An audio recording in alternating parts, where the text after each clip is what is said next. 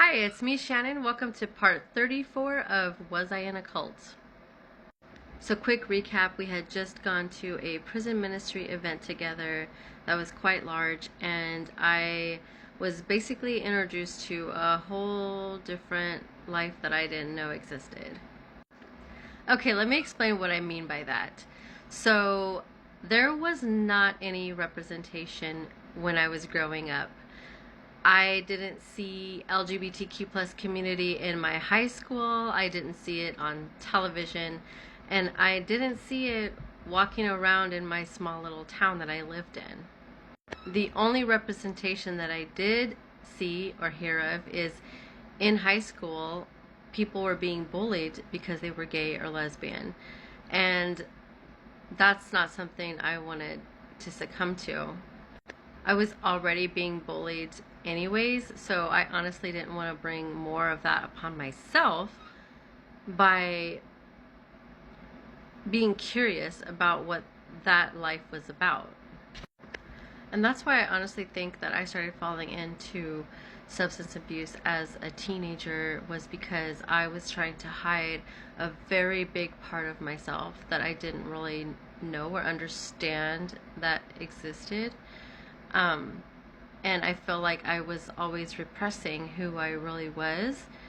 And I remember trying in high school to like guys and trying to go out with guys, and I think that the only way I could actually feel comfortable doing so was by either drinking or using other substances to make me feel a little bit more comfortable, because I didn't ever want to even talk to a guy, much less be with one.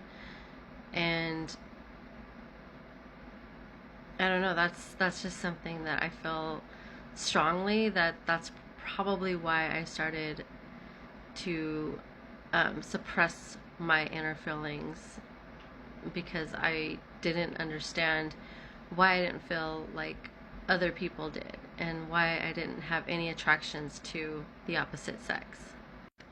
There was a time when I was 14 years old that I had experienced feelings for a girl that I had never experienced for a guy, and realizing that the feelings that I was having was that attraction, and I was so scared of those feelings because the only thing I had heard about that was negative. My friends thought that, being a lesbian was gross and disgusting, and um, I I just don't know, because like I said, there was no representation of it around me, of any positive things that could come out of being in a relationship with a female. So I just remember pushing and stuffing those feelings far, far down and away, and I never told anybody about them.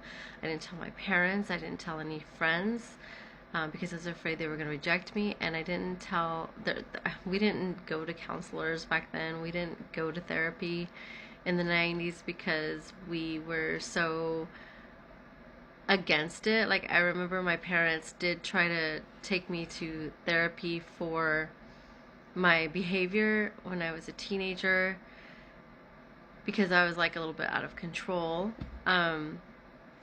But I never even told the therapist anything. And I felt like alone because I couldn't talk to anybody, and I didn't know anybody that was gay or lesbian that I could talk to about it either. So I just disassociated from the whole entire situation. I remember when I first had these strong feelings for this girl, I thought, oh my gosh, this is the feeling that all the girls talk about feeling with the guys that they're dating in high school. And I was like, I never felt this for a guy. So when I finally felt these feelings and they were for a girl, I was so confused, and I was just like, wait, this is supposed to be for a guy, not for a girl. So it just was so hard for me because, like I said, I had nobody to talk to, being 14 years old and figuring this out, that, oh my gosh, I might be a lesbian.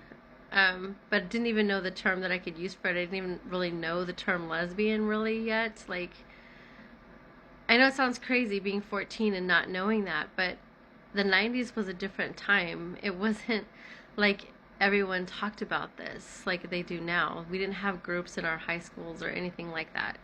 So I was very alone in that situation.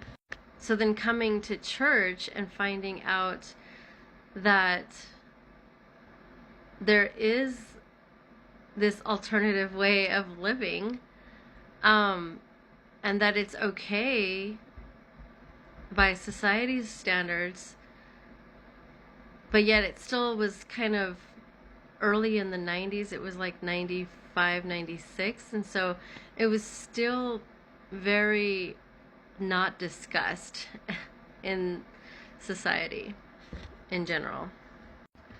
I remember when the episode where Roseanne kissed someone, it was such a big, huge thing. I think it was like 1993 in high school, and everybody was talking about how awful it was. And so seeing that press, it was like, yeah, it wasn't going to encourage me to come out. And then I think in like 1996, Friends did an episode where they got married, and I just remember everybody, I don't know if that was 96 or 97, but again, I remember everybody just talking crap about that and talking about how disgusting it was that television would allow something like that to take place, and how they were trying to corrupt kids and teens with that. And I don't know, the influences around me were just completely against it. And then I come to church and find out that they have groups to help people stop being LGBTQ+. And that was confusing. So Susan herself was in kind of a program to help her stop being LGBTQ+. She was basically in conversion therapy. And part of her conversion therapy was to make her grow out her hair because she came in with short hair, and make her wear a dress because she wanted to wear pants, and make her wear makeup because she wasn't really a makeup person. And that was part of her conversion therapy. They also have her study a bunch of scriptures in the Bible that are supposedly against it, but are really taken out of context terribly. So Susan and I had been hanging out for like about a year, and then I think it was starting to realize that I was having feelings for her as more than friends. But then it was clear to me that like that was a relationship that was not supposed to happen within this church.